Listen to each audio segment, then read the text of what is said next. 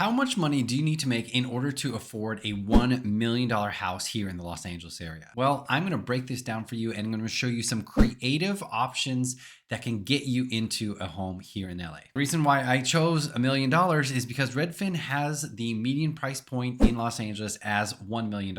And that's actually up 4.7% from a year ago last year. A lot of people thought that the market was going to crash, but it actually went up 4.7%, which beat the national average. The national average last year was about 3%, and we're at 4.7%. So Los Angeles is a different beast than other parts of the country. So you need to make sure that you're looking at local statistics, not just national statistics. So I picked a house that is currently on the market. It is at 2209 Vestal Avenue. This is in Elysian Heights. Elysian Heights is right next door to Echo Park and Silver Lake and Frogtown.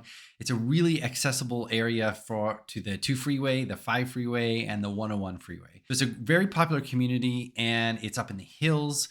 So there are a lot of really nice properties in this area. I chose this one because its price tag is at $995. I'm going to show you some pictures here. This is a 1,100 square foot house priced at $995. I know that is a very small house. If you're not from Los Angeles, this is going to seem very, very shocking to you. But you can tell that it is a really nice property in the hills, as I said, and it has a really nice deck, views of downtown LA, which is really hard to come by sometimes. But it's been nicely updated. You have nice little arches here. You have a split AC system here, and updated kitchens, updated flooring. The bathrooms here, or there's the bedroom that has the deck in the backyard, and then you have your bathroom here. It is a nice property for this area.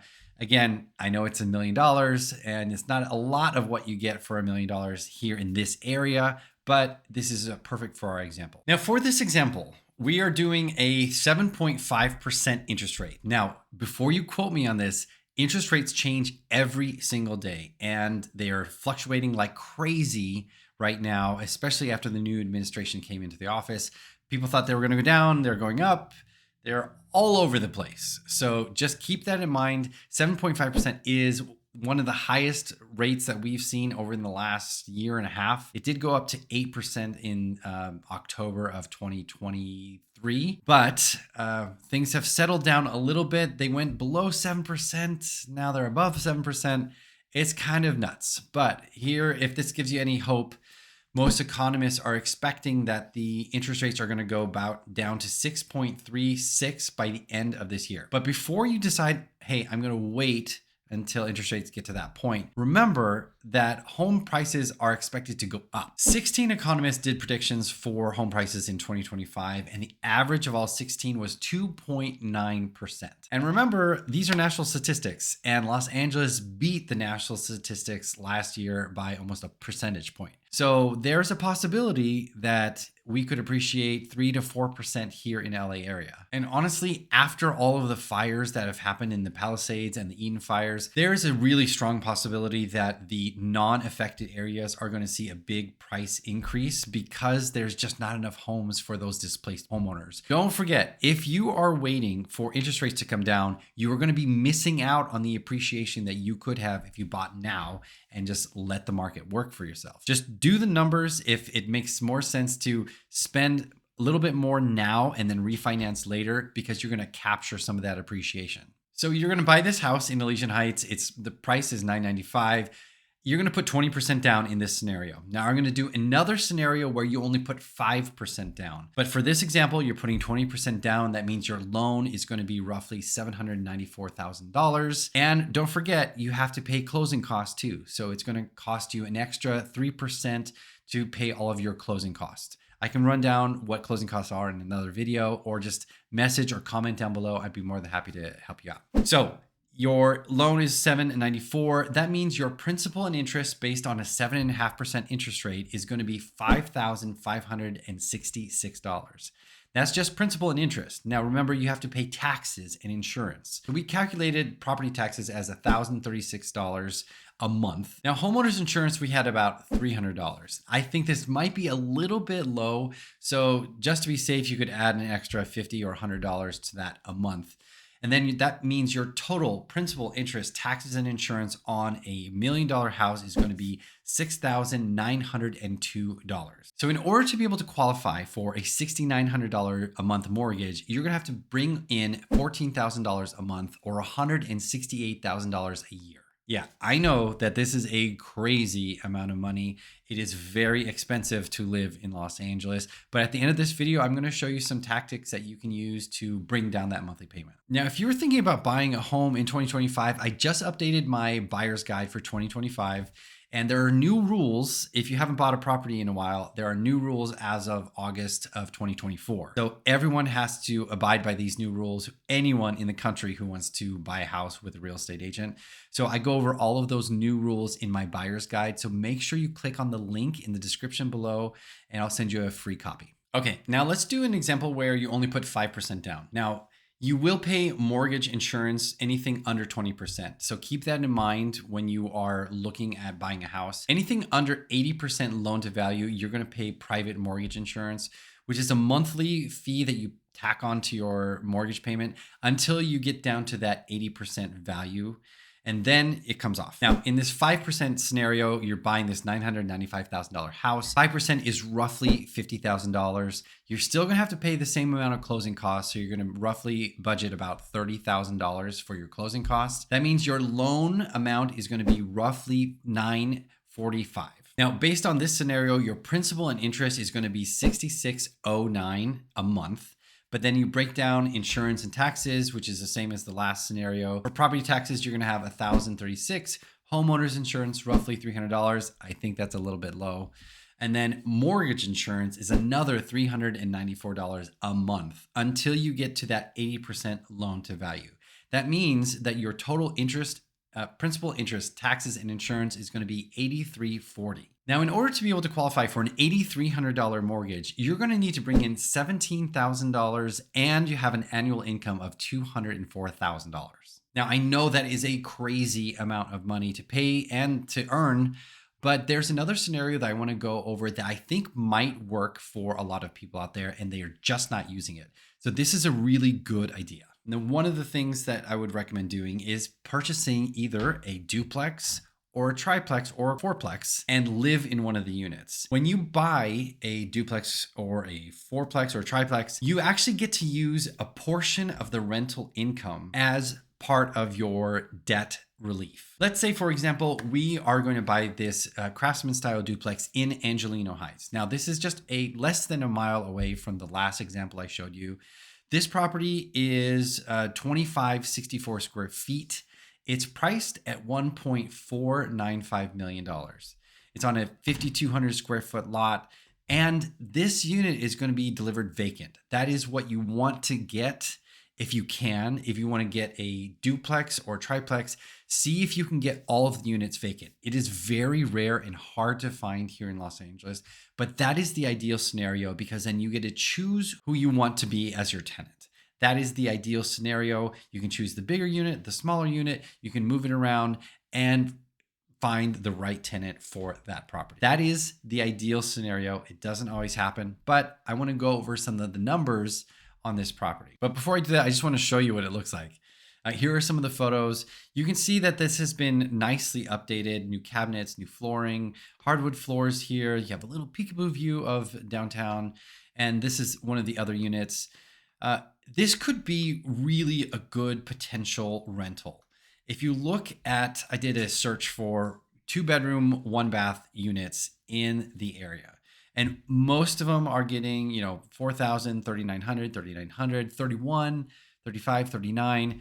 I did $4,000 as rent for this example. Now, the cool part about buying a duplex is when you buy it, you're going to get a rental market analysis appraisal. They're a little bit more expensive than a traditional appraisal. A normal appraisal is going to be about $650.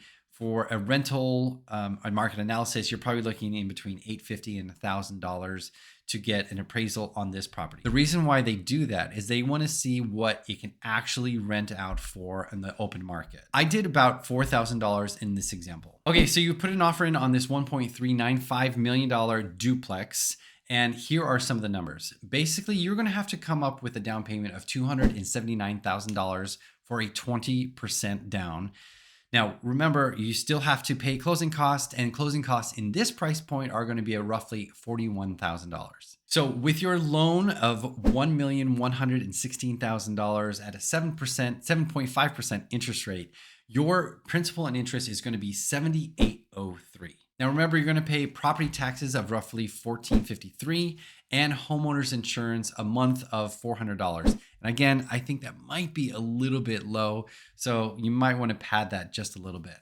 But if you look at principal, interest, taxes, and insurance, your total payment is going to be $96.56. But don't forget, we have somebody else helping us with this mortgage. So the area rents are going for, let's say, roughly around $4,000 a month. That means your monthly payment is going to be $5,600 a month. That is cheaper than a single family home, and you have somebody else helping you with your mortgage. So in order to qualify for that, they use 75% of that $4,000 rent. So your debt to income is a lot lower. You can actually qualify with the same amount as a single family home to be in an area that you really want to be in. And if you don't want to deal with tenants, then you can go the other direction and go with a single family home. There are 3 hacks that I would use in order to get these monthly payments down. The first one is rent a room or rent out your ADU. Yes, I know that this is not the ideal scenario, but if you are determined to be in a property, you could rent out a room or build an ADU and rent that out and really subsidize your mortgage. And then have somebody else pay for a portion of your mortgage. And that is a win-win scenario. It will get that monthly payment down to a normal range. The third option is you can co-own with a family member or a friend. Now, if you go down this road, I highly recommend talking to an attorney and drafting up an agreement, because the last thing that you want to do is have a dispute with somebody who owns a property with you who has equal rights, because that can be a recipe for disaster. So make sure that if you're going to buy with a friend, a cousin, a coworker, a family member, that you have really clear agreements on how to get out of the property, who sells the property, what happens to the property, maintenance, if someone can't pay. All of those things should be an agreement that is drafted by an attorney and signed by both parties. And the last thing that you can do, if you can negotiate what's called a 3-2-1 buy down. Some sellers are going to be very motivated because they just want to get rid of a property. Not very many of them are going to be in this scenario, but if interest rates stay at this price point, a lot of buyer demand is going to crater. So you might find that one seller who's willing to give you some closing costs. A 3-2-1 buy down basically buys your interest rate down for the first year, 3%, the second year, 2%, and the third year, 1%. And hopefully by the end of 3 years, our interest rate will be back down to a more normal range that's a little bit more affordable, and you can refinance. Now, those 3-2-1 buy downs can be very expensive, and they can add a lot of money to the seller's bottom line. So some sellers are going to say, absolutely not. I'm not going to do this. You figure out your own closing costs. But you might get that one seller who's willing to give you a 2-1 buy down. And that can range anywhere from $15,000 to $35,000 that the seller is paying on your behalf. They're basically subsidizing your mortgage for the next 3 years. The cool part about that program as well is that, let's say you refinance in a year and you have 2 years left, you get that money back. So it stays in an escrow account. And if you only do it for a year and then you refinance, you get to keep that money. So it is a good thing if you can do that. If you were thinking about buying a home here in Los Angeles, I have updated my buyer's guide for 2025. Just click on the link down below. I'd be more than happy to send you a PDF copy of my buyer's guide. It will walk through every step of the process, and it will explain what you need to know in really easy detail. This is a lot of information that I'm sending you right now. So if you want to see that in a more easy format that is all written down, just click on that link and I'll send you a free copy. And if you have any questions, my number is 213-268-6832. Again, my name is Felipecrook with eXp Realty, investing in your dreams.